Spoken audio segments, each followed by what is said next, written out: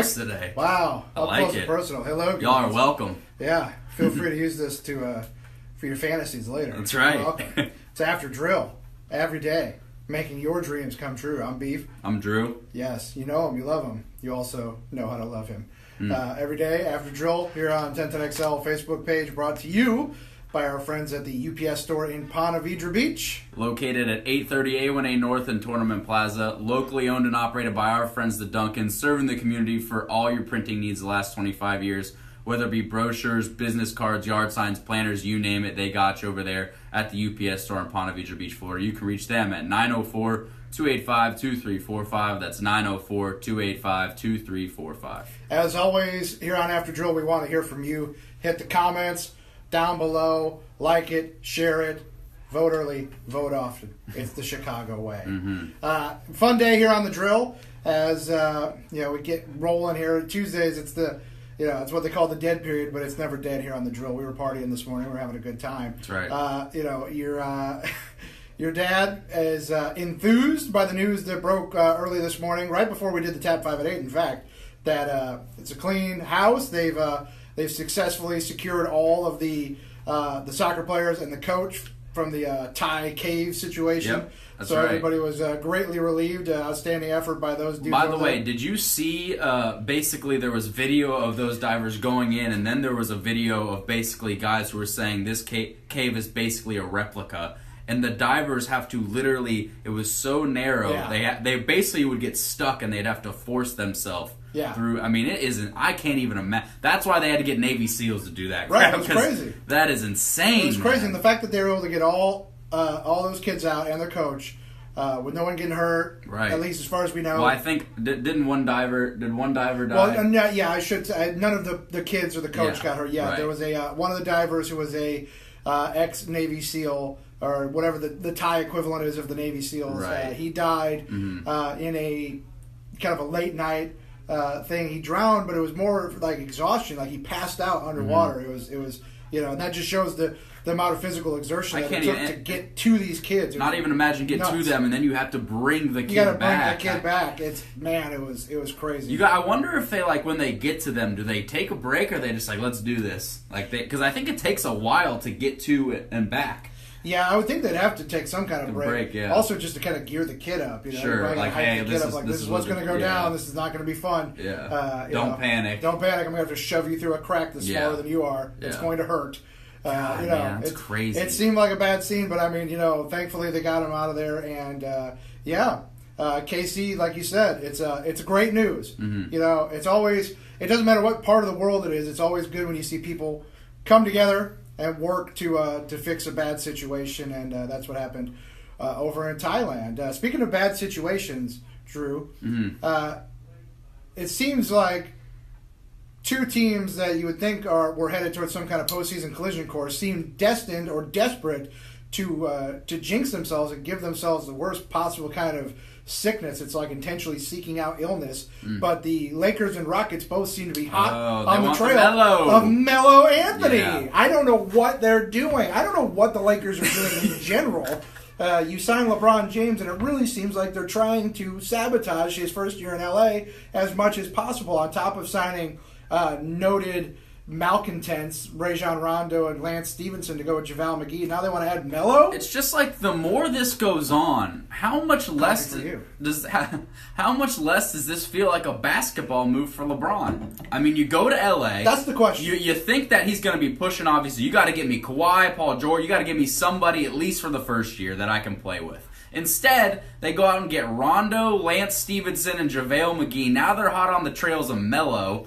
I mean, I just don't. It feels like almost like LeBron is content to go right out in the sunset in LA for the last couple years of his career, and then do movies and promote his business and all that. I'm starting not to really understand what's going on here, because the team that they are assembling there in LA is not a team who's even going to compete, even think about competing with the Warriors, let alone the Rockets or some other teams in the West. Well, the Rockets are another team that they're in trouble right now too, because they're in pursuit of Melo Anthony, but they have lost Now, granted, these aren't superstar players, but they They're lost glue guys. 2 key cogs that Yeah. were essential for them being able to push the Warriors to 7 games and have them in a tough spot. And they already lost Trevor Ariza, who signed a free agent deal with Phoenix, and now Luke Mbamute has signed a deal with the Clippers. That's 2 key guys. Now they're going to, I would assume the Rockets are going to go all in and try and retain Clint Capella, but apparently they're also in on Melo, but Melo is not what he used to be. There were reports that were saying that basically they are determined when Melo becomes like an unrestricted free agent that they're going to sign. They're determined to sign him? Why? Daryl Morey has pushed all the right buttons in Houston. He's done all the right things since he's been the general manager there, so you try to sort of defer to his judgment, man. But based on what you saw last year in Oklahoma City and the last few years in New York, I mean, Melo doesn't seem like the guy that you should be foaming at the mouth to go sign. It basically seems like they're thinking to themselves, he just was not used correctly in OKC, and maybe they think they can get some of maybe his early.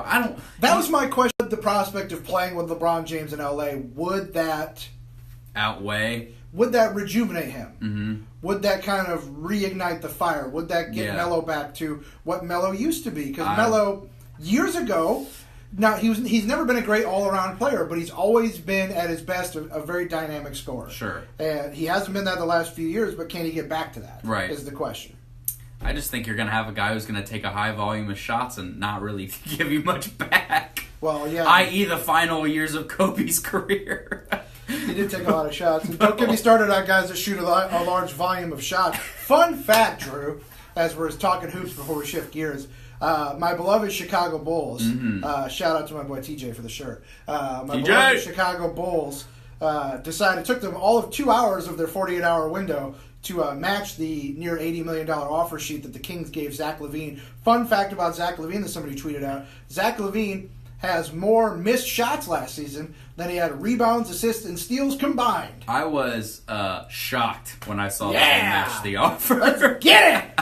Yeah, and I've got buddies that are like, yeah, but he scores 20 a game. I'm like, yeah, like 38 shots. For those of you, by the way, who don't follow Beef on Twitter, there was an epic meltdown where basically the wide range of emotion where Beef was just ecstatic that Levine was gone. He said, 4 years, 80 mils, see ya! Bye! No, then about, a day later? It was 2 hours! 2 hours later. 2 hours, Drew!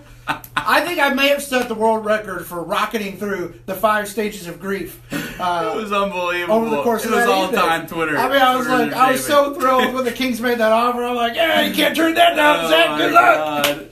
Oh, and then the stupid-ass Bulls, because they're so dumb and there's no plan, they match it. They match it. In 2 hours, they match it. It was so frustrating. It filled me with such sadness. But it is what it is. At least we've still got baseball season, guys. That's Go right. Cubs. Yeah. Speaking of baseball season, Drew, the All-Star break is almost upon us. Yep. Thank God. Chris Archer went on the offensive on his social media in defense of his boy Snell for getting snubbed by the All-Star team. I mean, he's right, but it's always been a flawed system. Every tweak they've made to the All-Star system, it's still in. By the way, there's still a chance he might get in. He will get in. Yeah, because someone's gonna pull out. And I mean, you know what's funny is he might get in. Not only might he may get in, but then he might end up starting the game or something. He may end up starting the game. Now like we said yesterday, the game's in DC, so Scherzer's going to start for the NL. That's a given. He's going to be the guy to get the ball. But the AL is a little more of a mixed bag. And you're right. If somehow Snell can weasel his way in, he might end up starting the game. It's weird that way. Yeah. Because the guy you thought might have been the obvious game starter is now pulled out, Justin Verlander. Yep. And did his spot go to Snell? No! In fact, it went to Trevor Bauer, which makes 6 Cleveland Indians now on the All-Star team, despite not really having a spectacular year. Right. Per their expectations. They're still first place in their division, but it's a bad division, and they're not the team they wanted to be, and mostly it's because of their bullpen that has really held the Cleveland Indians back, but that's neither here nor there. Trade deadline, of course, once you get through the All-Star break, it's all about the trade deadline. It seems like the Orioles are motivated and intent. There's no way, I would be willing to say there's no way that they don't trade Manny Machado before that trade deadline, because look, There's one glaring reason why. Because they know he's walking at the end of the year, and you're definitely not going to let Manny Machado walk for just a draft pick. Right. So you got to get rid of him, but they're going to wait until the very end until they get somebody that tries to blow them away. But I will caution them now, if they wait too long, teams are going to have that leverage of saying, well, look, we know that you've got to get rid of him. Right. It's the catch-22. Yeah. They're in a pickle because everybody knows they want to deal him, but they want a bidding war, but they're in a position where nobody wants to bid too high because they feel like the team's also desperate to get a deal done. That's because right. Like you said, you don't want to let a guy the caliber of Manny Machado walk and all you get back is a compensatory For fee. all we know, Jeets is going to get him in Miami, and he's going to trade him to the Yankees for some single-A prospect. I hate you, Jeter, you colluding B. Dirty. You dirty dog. Jeter and your industrial jug of Purell. You dirty dog. That's basically what he's done. He's turned the Miami Marlins into like the Yankees quadruple A team. Yeah, that's like basically no what. Extra. No, yeah, you need him. Yeah, we'll trade you to him. Cash consideration, send him over. It's fine. all good. I'm going to turn this franchise into a dumpster fire more than it already is. We'll have one person at our game. Well, it's going to be really great when we move this team to Montreal. Then we can just bust the guys down. Yeah, that's right. It'll be great. Jeter. Yeah, it's son of a bee. You hate Jeter so much. Is that the Met fan in you, or is that just in general? Look, as a man, I respect him. As a Met fan, there's Do you respect him as a man because of his baseball accomplishments or of his off-field achievements? I would say more so of his off-field achievements, but as a Mets fan, I loathe him, yeah. That's the Mets fan in me. I'm not even going to try to hide it. Can't stand him. What's worse? Derek Jeter's industrial strength shopping mall jug of Purell next to his desk? Sure. Or Alex Rodriguez's half A-Rod Centaur portrait? It's definitely A-Rod's half Centaur portrait. By the way, I saw somebody comment on the video yesterday saying that we needed a backdrop. Is Velvet Elvis not good enough for you guys? I mean, P.S.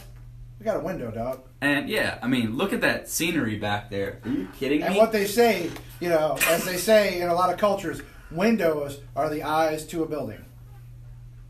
Namaste. There you go. It's going to be a weird couple weeks here at 1010XL. Not to go too deep inside the business here for all thousands of you watching right now, but we're actually being displaced for a couple weeks. And don't feel bad for us. It's a necessary thing. They're doing some maintenance behind our current broadcast location. It's a lot of junk, but basically they're disassembling a antenna tower that's massive. And we may or may not all be parked on the lawn right now. In the interest of safety, because if something happened during the disassembling of the 1,000-foot tall antenna, this wouldn't be a safe place to hang out, say, if one of those 50-foot chunks fell off and head towards the building. Inside here on a Tuesday, I'll never look at windows the same again. That's what we're here for. There you go, see? By the way, we're deep here, we talked about last week, all we want to do when Beef saved Lauren Brooks' life, you just want to impact one person positively per day. Positively. So guess what? I hit Maddie. Here it is, Matt, at 10:23 a.m. Tuesday, July 10th. This day is over for us. I don't know what I'm going to do later, Drew. I might kill someone. I'm scot-free. I can do whatever I want. This would be better if you guys were pounding beers.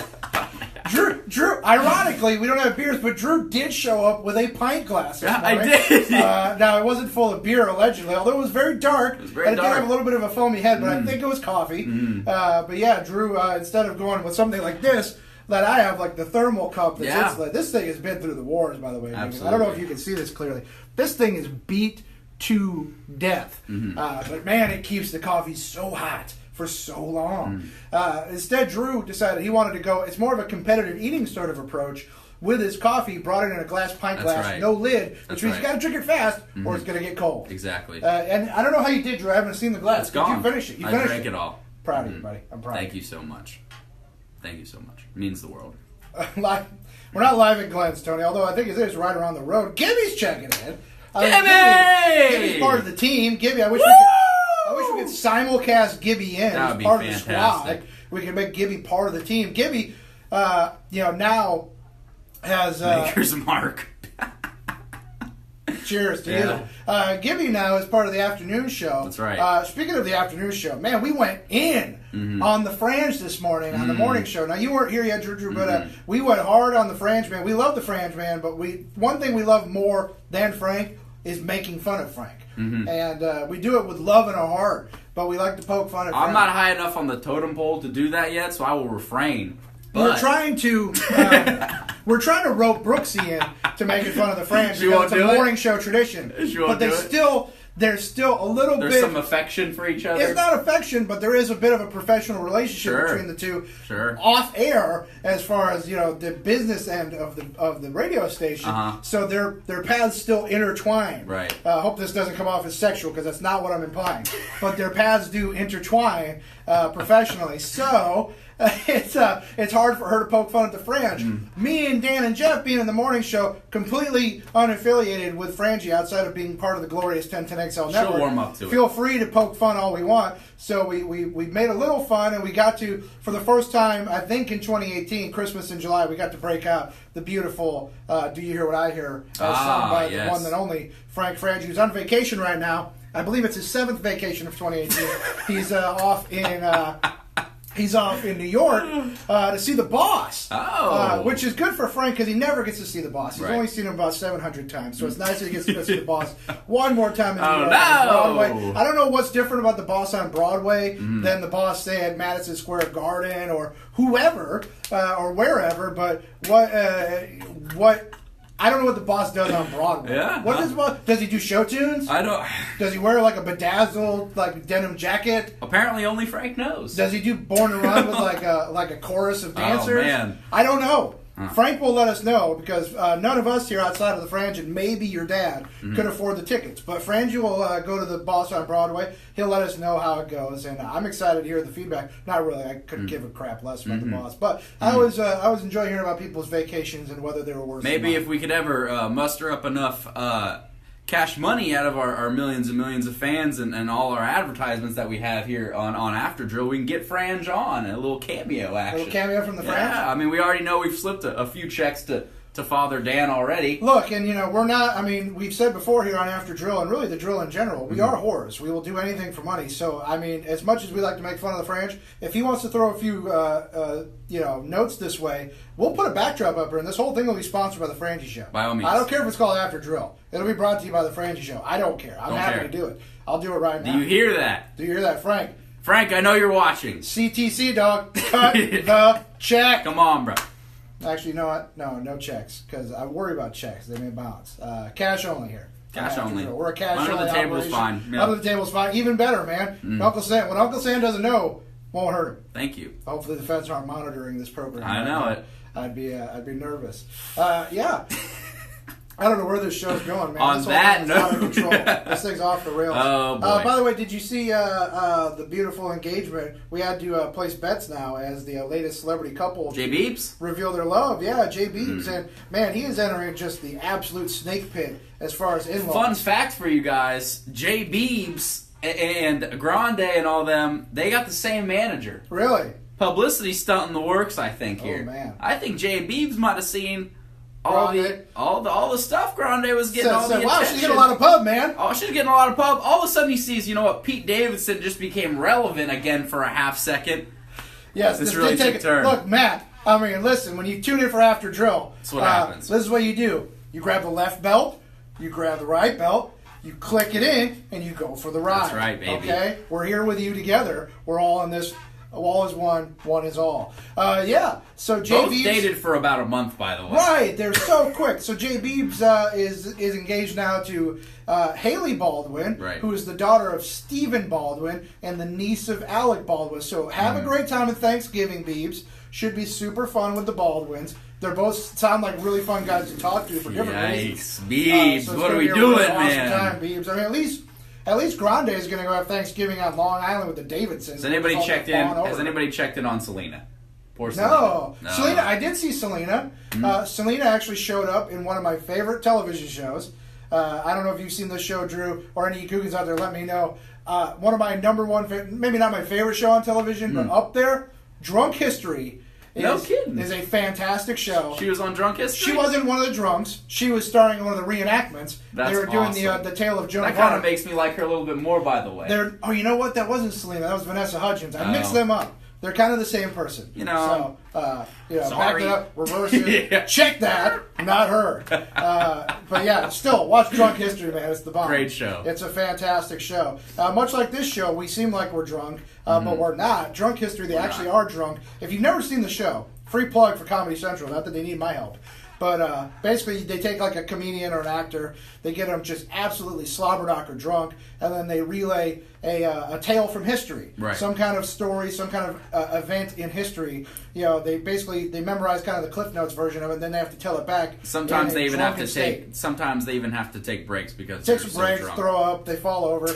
But they get through the story, but whatever it is they say, they have actors reenact the story from the perspective like literally of mouthing some what drunk they're person. saying, even Right. if it's like it's because they're not doing it obviously like word for. It's totally just like a drunk person trying. It's a drunk person to tell telling you a us- story, yeah. and it's fantastic. It's such a good TV show. I love it. On that note, we're going to go make some drunk history of our own. That's right. And we'll be back tomorrow. It's Wednesday on The Drill. We love Wednesdays on The Drill. It's always one of our most fun shows. It's one of the 5 most fun shows we do all week. And It's Tuesday. today's Tuesday. Tomorrow's Wednesday. That's what I'm saying. I'm previewing tomorrow's show. Okay, preview. Sorry. Gee, Drew checked out here for a minute. Tomorrow morning on The Drill, we'll have Get Smart John. It's all the booze. Brunch with the Sorry. tour. You know the drill, literally. So we'll see you tomorrow, Googans. We appreciate you for watching. Remember, hit that like button, hit that share button. We love you guys. Bye.